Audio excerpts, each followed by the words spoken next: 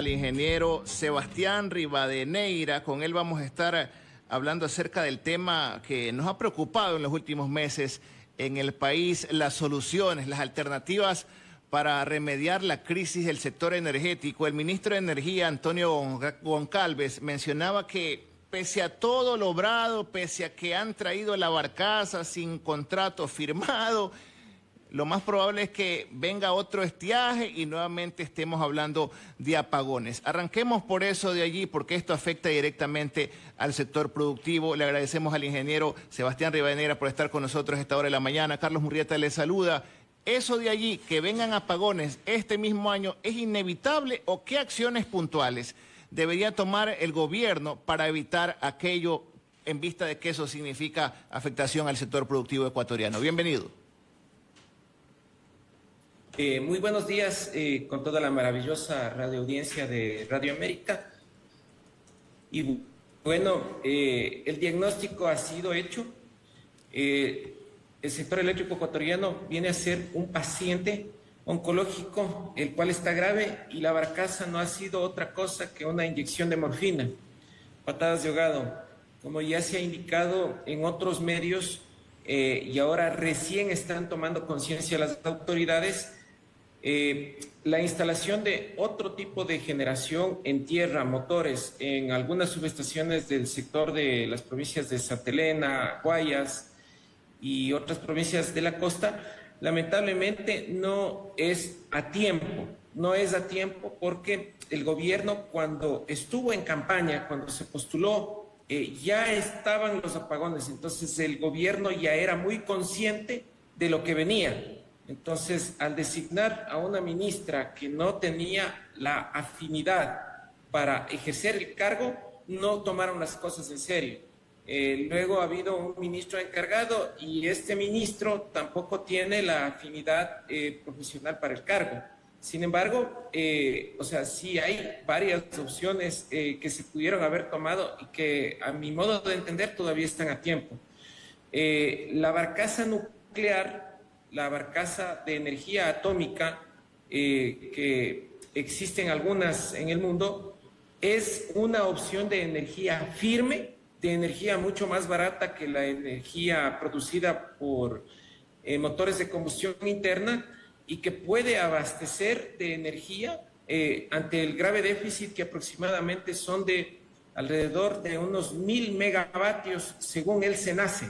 Ahora, explíquenos ese tema que usted menciona como una solución tal vez que remedie en más medida de lo que han optado en la actualidad como una solución. La traía una barcaza turca. Usted dice que eso es una inyección de morfina para un paciente oncológico. El paciente oncológico es todo el sector eléctrico, pero usted habla de una barcaza nuclear o de energía atómica. Cuando uno escucha eso, se acuerda de Rusia, de China, tal vez existe un peligro para la humanidad. Cuéntenos, ¿qué es esto de una barcaza nuclear? ¿Qué costo tendría? ¿Y cómo funciona esto de la barcaza nuclear, ingeniero? A ver, así como existen los portaaviones, así como hay los submarinos, todas estas grandes y gigantescas embarcaciones funcionan con reactores nucleares, es decir, necesitan una gran cantidad de energía para impulsar toda esta infraestructura. Entonces también existen barcazas las cuales, tienen un reactor nuclear que se encuentra perfectamente instalado y producen energía. Entonces Rusia, que es uno de los principales países que tienen este tipo de embarcaciones, recorren todo el mundo, especialmente en sectores muy inhóspitos y alejados como la Siberia, y pueden ser instalados. El sitio, el lugar ideal precisamente es Guayaquil, porque es el mayor consumidor de todo el país. Estamos hablando de alrededor de un 18 a 20% de energía que consume Guayaquil. Entonces es muy importante atender esa carga, que es prácticamente gran parte del sector productivo que mueve la economía de nuestro país. Entonces, el sector industrial, el sector residencial, por un tema de seguridad, se deben tomar es una medida para paliar esto. ¿Y cuánto tiempo tardaría traer esa barcaza nuclear al país y qué costo tendría? Si cruza el Pacífico, aproximadamente estaríamos hablando de entre unos 10 a 15 días exagerado, o sea, el transporte de la barcaza.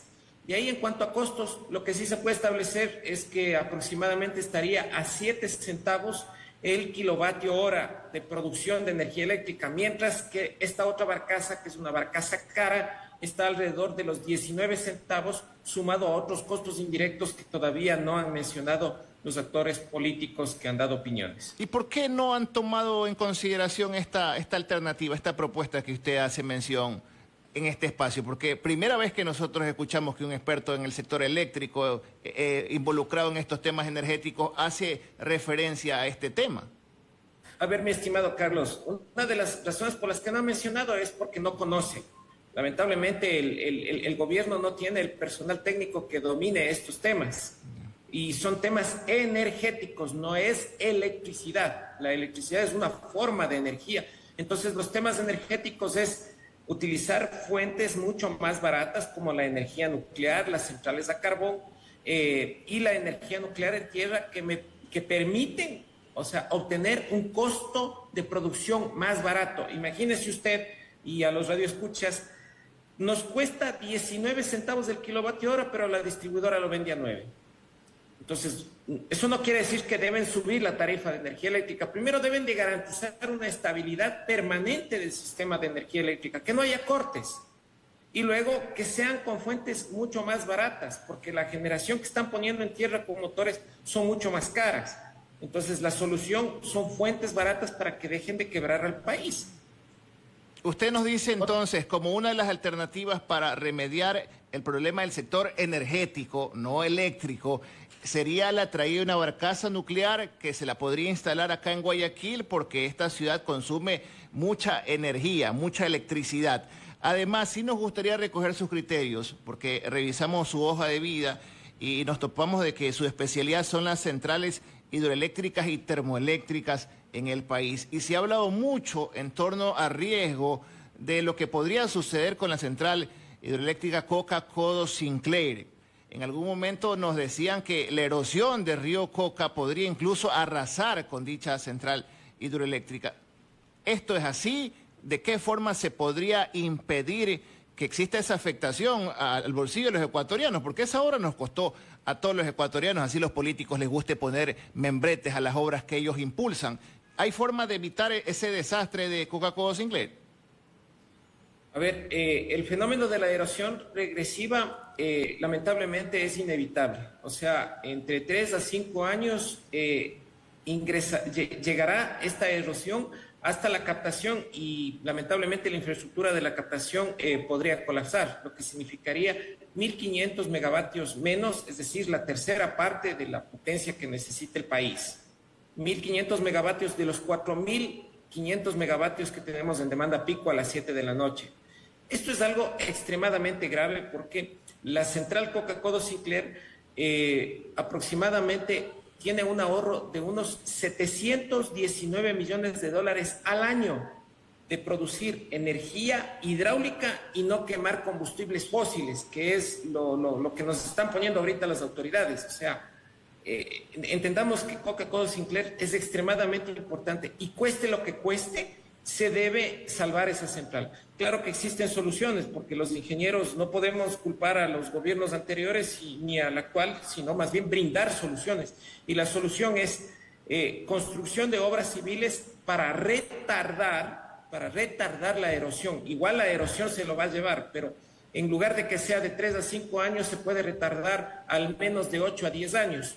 Durante ese tiempo se tiene que iniciar una obra paralela para construir una nueva captación alejada de esta erosión que haga los desvíos correspondientes del peligroso río Coca, y esta nueva captación deberá estar diseñada de tal manera que los desarenadores puedan liberar la mayor cantidad de sedimentos y de todo tipo de sustancias que se encuentran en el río Coca, especialmente cuando ocurren las crecidas, para que no haya el pretexto de que cada vez que el río crece, la central tiene que ser parada. A través de esta obra civil, y ahora existen un montón de herramientas tecnológicas, software de simulación, en el que me permiten, o sea, disminuir el impacto. Disminuir el impacto. Por supuesto, cuando vienen palizadas, troncos, árboles, piedras, etcétera, de cosas, los desfrenadores lograrán mitigar esto. Es decir, se tiene que hacer una gran obra, una nueva captación alejada de este peligro de la erosión y salvar la central a cualquier costo. Esas obras civiles que usted hace referencia para retardar lo inevitable, ya han iniciado. Por allí escuchamos que iban a construir un muro de contención. ¿Eso basta? ¿Usted conoce de que han iniciado esas obras civiles necesarias para retardar un poco más el tiempo de supervivencia de la central hidroeléctrica Coca-Cola-Sinclair? Bueno, soy ingeniero eléctrico y soy ingeniero mecánico, y desde el punto de vista de mecánica de fluidos, el río va a arrasarlo con todo. Va a arrasarlo con todo. Ya se invirtieron algunos millones de dólares en obras en la administración anterior de la Gerencia General de SELEC y prácticamente eso no ha servido. Creo que hasta inundaron containers con hormigón, con cemento, y fue llevando con todo. Es decir, fue plata desperdiciada. ¿Por qué? Porque no tienen el conocimiento necesario para hacer, en este caso, otro tipo de muros de contención. Y no solamente son muros de contención, sino algo que los ingenieros hablamos, disminuir el gradiente de presiones en el río. Es decir, se tienen que hacer otras obras, lamentablemente son gigantescas y el tiempo es muy corto. Entonces, si no tienen a los especialistas en hidráulica, en dinámica de fluidos y expertos, que los hay, que sí los hay en el país, que puedan hacer modelos de cómo mitigar este problema y retrasarlo hasta que construyan la nueva captación. Esa es la solución definitiva. De manera paralela, ¿qué obra de infraestructura, hablando de hidroeléctricas, debería iniciar el Estado? Muchos expertos en el sector eléctrico, energético, han mencionado que bajito se necesitan 2.000 millones de dólares para construir infraestructura adicional a la ya existente. ¿Esto es así o qué obras puntuales deberían ya iniciarse en vista de lo ocurrido? Mi estimado Carlos, ni siquiera la cifra que han mencionado como opinión estos actores es la correcta. Es la correcta. ¿Por qué?